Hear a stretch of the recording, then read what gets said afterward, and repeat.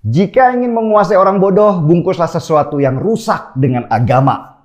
Itu pernyataan terkenal dari seorang cendekiawan di abad pertengahan bernama Ibnu Rushd. Ibnu Rushd mungkin sudah melihat banyaknya kerusakan di zaman dia ada karena begitu fanatiknya orang-orang dengan agama. Fanatisme tingkat halu ini memang susah diobati karena memang ada yang orkestrasi, ada yang memimpin demi kepentingan dia pribadi. Agama buat banyak orang adalah sebuah dogma yang tidak boleh dibantah. Apa yang tertulis di kitab suci itu sebuah perintah yang harus dijalankan tanpa orang boleh bertanya, apalagi mengkritisinya. Bahkan kritik terhadap ayat-ayat di dalam kitab suci di banyak tempat berarti urusannya adalah mati. Dan begitu kuat doktrin itu sehingga ketika dihadapkan pada sebuah kitab suci, orang jadi nggak punya harga diri. Padahal seandainya kita mau lebih luas pemikirannya, agama itu sebenarnya sebuah aturan supaya manusia nggak jadi binatang. Agama mengatur banyak hal yang dulu tidak teratur supaya manusia nggak jadi barbar. Tetapi buat sebagian orang agama adalah senjata. Agama dijadikan sebuah doktrin oleh mereka. Nggak boleh dibantah. Ini perintah langsung dari Tuhan. Dan itu adalah otoritas paling tinggi yang nggak mungkin kita tanya. Yang bisa kita tanya ya orang yang selalu mengaku kalau dia adalah tangan kanan Tuhan. Memegang penafsiran paling benar dari sebuah perintah Tuhan. Disinilah agama banyak diselewengkan. Jejak penyelewengan agama dari aturan untuk kehidupan menjadi alat untuk mengontrol manusia sesuai yang mereka inginkan setua adanya agama itu sendiri. Begitu banyak dulu kisah pemuka agama yang memanfaatkan agama untuk kepentingan dia semata. Buat cari kekayaan dan kekuasaan.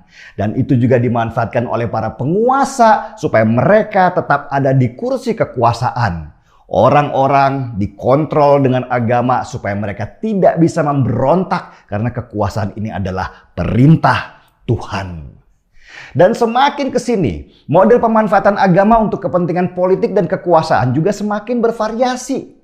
Ada yang pakai bom bunuh diri, ada yang untuk pilkada, ada yang sibuk mengklaim kalau dia adalah cucu Nabi. Bahkan ada yang lebih masif dengan merampas tanah orang lain hanya karena ini adalah tanah yang dijanjikan.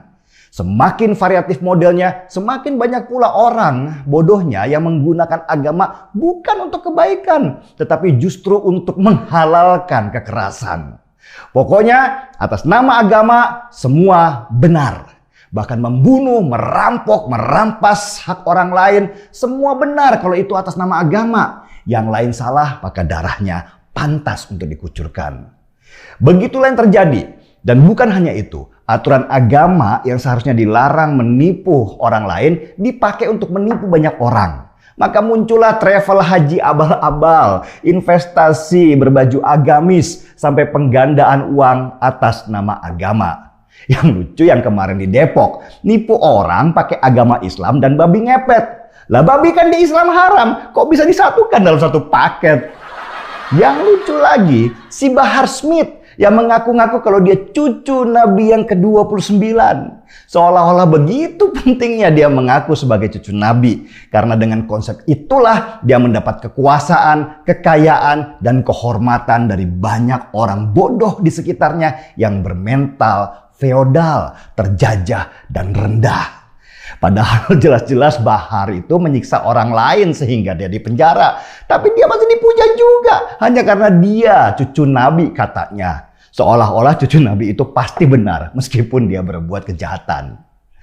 Banyaknya kejahatan dengan model politisasi agama inilah yang membuat banyak orang juga menjadi apatis dan akhirnya menjadi ateis atau tidak mengakui adanya Tuhan.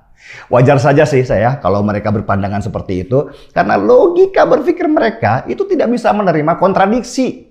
Katanya Tuhan menyuruh orang berbuat baik, tapi kok orang beragama justru yang paling banyak merusak? Berarti Tuhan itu nggak ada, begitu premisnya mereka. Di dunia modern ini, di mana media sosial menjadi dunia baru dalam cara berkomunikasi dan menerima informasi, model politisasi agama pun ikut beradaptasi. Propaganda pun semakin masif yang akhirnya membuat manusia terkotak-kotak dan hanya mau berkumpul dengan orang yang seagamanya. Kalau dia nggak seagama, dia patut dicurigai. Ngeri memang kalau akhirnya kita tidak bisa memahami agama dengan akal dan hanya berpatokan pada dogma, maka manusia hanya akan menjadi robot yang tidak berjiwa. Mereka hanya patuh pada orang yang mendoktrin mereka atas nama agama, seolah-olah orang itu suci dan punya kedekatan dengan Tuhan. Situasi ini ada di agama apa saja, modelnya sama, agamanya saja yang berbeda.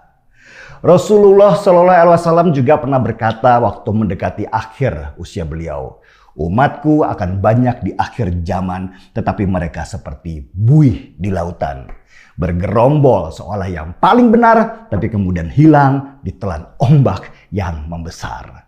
Seruput kopinya.